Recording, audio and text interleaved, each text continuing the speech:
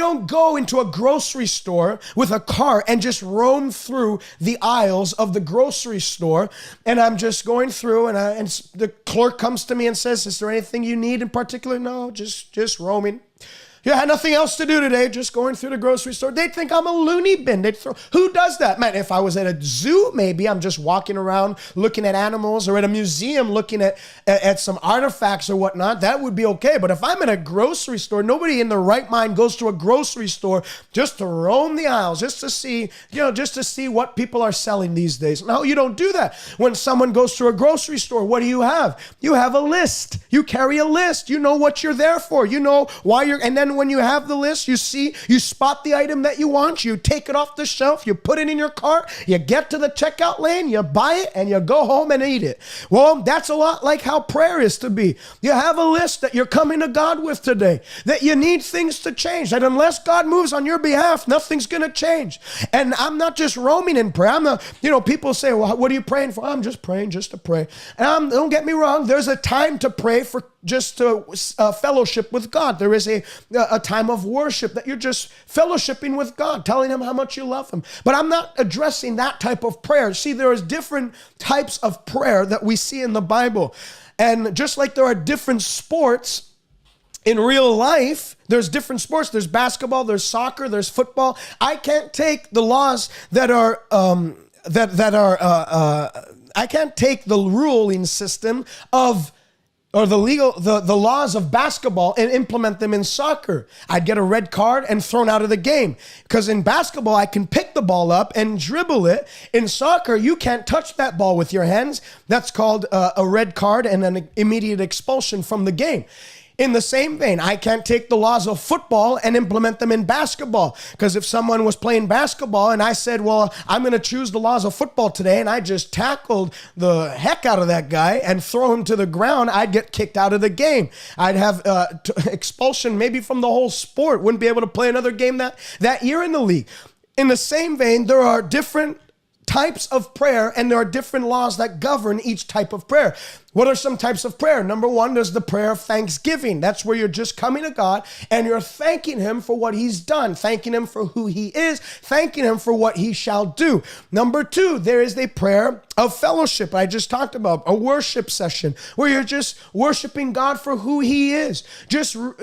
Almost like soaking in the goodness of God, just marveling and in awestruck wonder of all that who he is, how he's the Alpha and the Omega, how he's the beginning and the end, how he's the one that split the sea so the Israelites walked in on dry ground. That's a prayer of fellowship. Then there is the prayer of consecration. That's what Jesus prayed in the Garden of Gethsemane. He came to God, and he bowed his face to the ground and he said, Lord, I'm not interested in going to this cross because it's going to be very hard. Nevertheless, not my will, but thine be done. If this cup can pass from me, if there's another way to obtain salvation for mankind, let it be done. But if not mine will, thine be done. That's the prayer of consecration, where you're consecrating yourself to God. Paul said it this way in Romans 6. We're no longer to present our bodies as weapons to sin or as instruments to sin any longer.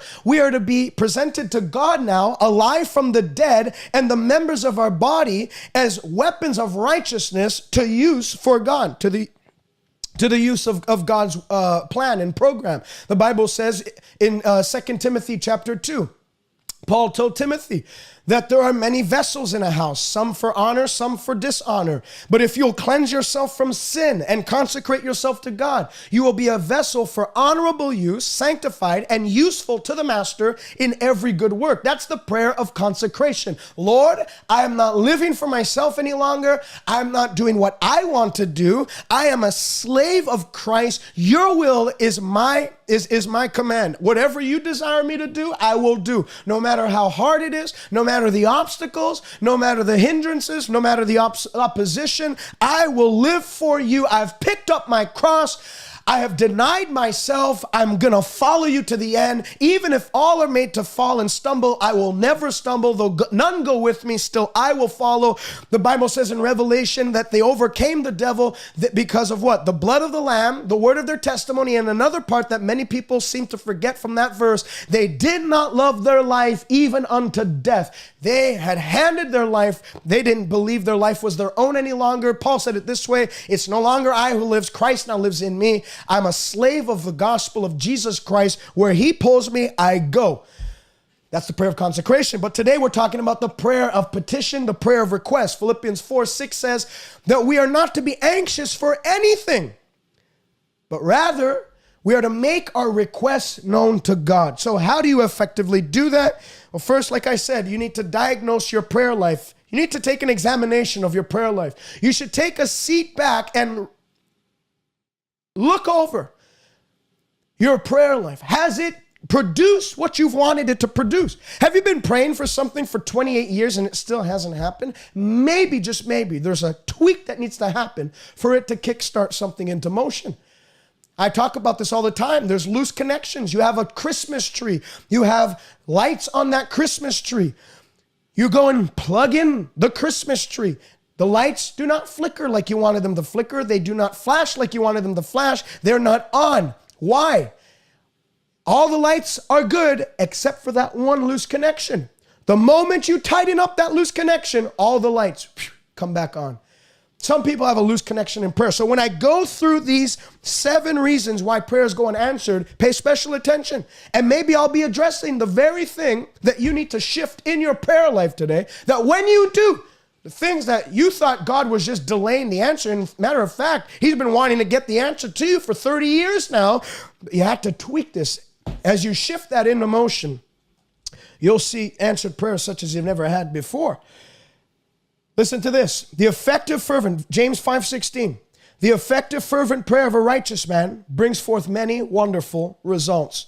So prayer brings results. We're not praying just to pray. We're not praying just to, fulfill some religious duty we have, to hit your quota for the day, to keep a smile on the God's face upstairs. No, we're praying specifically because we know from the scriptures that holy men of God in times past, they prayed in faith. And we consider the outcome of their faith as a reason for us now to pray in faith all the same.